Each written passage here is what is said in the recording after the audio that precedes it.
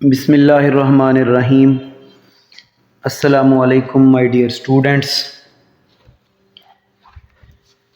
Active and passive voice के सिलसिले का हमारा छठा लेक्चर आज। इससे पहले हम लेक्चर में सीख चुके हैं प्रेजेंट इंडेफिनिट टेंस के। प्रेजेंट इंडेफिनिट टेंस का सेंटेंस जब हमारे सामने होता है तो उसको हम एक्टिव से पैसिव वॉइस कैसे बनाते हैं। फिर हमने पास्ट इंडेफिनिट टेंस के कुछ सेंटेंसेस की प्रैक्टिस की। आज हम सीखेंगे future indefinite tense. Future indefinite tense जिसको हम सिंपल फ्यूचर टेंस भी कहते हैं, और उर्दू में इसकी पहचान आपको बता देता हूँ इजाफी मालूमात के लिए। अकेला गा या गी या गे आता है, जैसे मैं खाना खाऊंगा, मैं सबक पढ़ूंगा, इस तरह।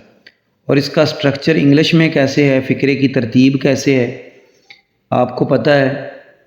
इंग्लिश में तमाम फ़िक्रे सब्जेक्ट, फिर हेल्पिंग वर्ब, फिर वर्ब और फिर ऑब्जेक्ट, ऐसे ही होता है।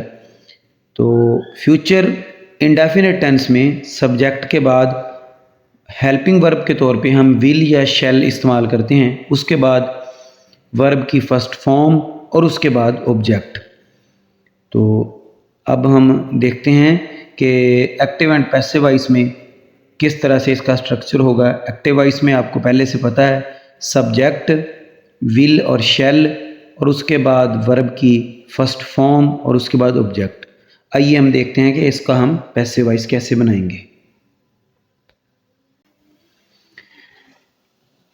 जैसा कि मैं पहले भी आपको बता चुका हूं और हर वीडियो में इस बात को रिपीट कर देता हूं ताकि आप लोगों को अच्छी तरह से जहन नशीन हो जाए कि जब हम किसी सेंटेंस को एक्टिव वॉइस से पैसिव वॉइस में चेंज कर रहे होते हैं तो कुछ चेंजेस ऐसी हैं जो कॉमन हैं। यानी वो किसी भी टेंस का सेंटेंस हो तो हम हर टेंस के सेंटेंस में जो हमारे सामने होगा उसमें हम वो चेंजेस करते हैं।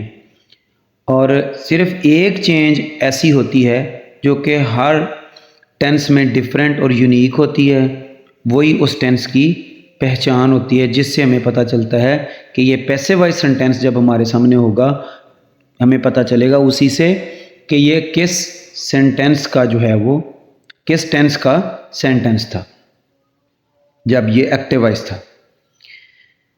तो जैसा कि पहले वो चेंजेस सारी सब्जेक्ट और ऑब्जेक्ट उनको आपस में जगह तब्दील करना, उसके बाद वर्ब की थर्ड फॉर्म हमेशा पैसिव वॉइस में आती है। आपको पता है पैसिव वॉइस में और कोई फॉर्म नहीं आती, थर्ड फॉर्म ही आती है। इसके बाद जो न्यू ऑब्जेक्ट हमने बनाया होता है, जो पहले सब्जेक्ट था उससे पहले बाय लगाना होता है। और जो चौथी चेंज आपने याद रखनी है जो फ्यूचर इंडेफिनिट टेंस के साथ मखसूस है, फ्यूचर इंडेफिनिट टेंस के साथ मखसूस है, वो है विल बी और शेल बी।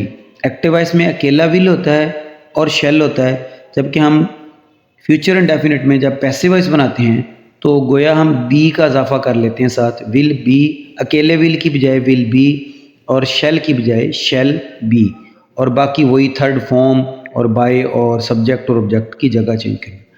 अब हम कुछ सेंटेंस देखते हैं जिससे आपको ज़्यादा क्लियरेंस हो जाएगी इस कॉन्सेप्ट की।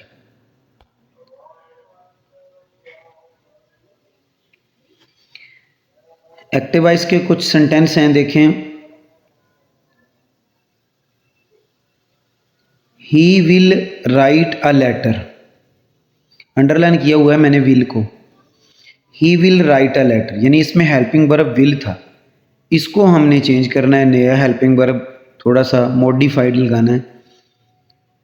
बाकी चेंजेस आपको जैसे पता है, इसमें ऑब्जेक्ट था अ लेटर, अ लेटर से शुरू हो जाएगा sentence passive voice. A letter, will की बजाय विल बी, राइट की थर्ड फॉर्म रिटन और बाय लगाया, और ही जो था वो चेंज होके हिम हो गया। तो he will write a letter, passive voice बना उसका, a letter will be written by him. और दूसरा सेंटेंस, इसको ख़ास तौर पे ज़रा गौर करना है इस पे। इसमें बहुत सारे स्टूडेंट्स जो है ना इस किस्म के सेंटेंस में वो गलती करते हैं जब उसको पैसिव वॉइस बनाते हैं। पेपर में भी मार्किंग के दौरान कई दफ़ा देखा गया है कि यही गलती बच्चे कर जाते हैं, तो इसको आप ज़रा ध्यान से देखना।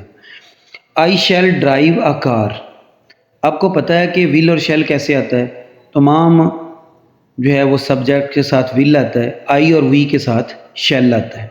अब इसमें चूंकि सब्जेक्ट आई था तो इसलिए शैल था। आई शैल ड्राइव अ कार, मैं एक कार ड्राइव करूँगा। अब इसका हमने रूल के मुताबिक जो है पैसिव वॉइस बनाया, अ कार इसमें ऑब्जेक्ट था। अब इसमें यह गलती बच्चे करते हैं कि इधर शैल देखा तो पैसिव वॉइस बनाते हुए भी शैल बी ही लगा देंगे, ये गलती बच्चे करते हैं, जबकि ऐसा नहीं होता। ज़रूरी नहीं कि एक्टिव वॉइस में अगर विल है तो पैसिव वॉइस बनाते हुए विल बी ही आएगा। हो सकता है उसका ऑब्जेक्ट ऐसा हो जो अब सब्जेक्ट बनेगा तो वो शैल के साथ जो है वो एग्री करता हो, ठीक है।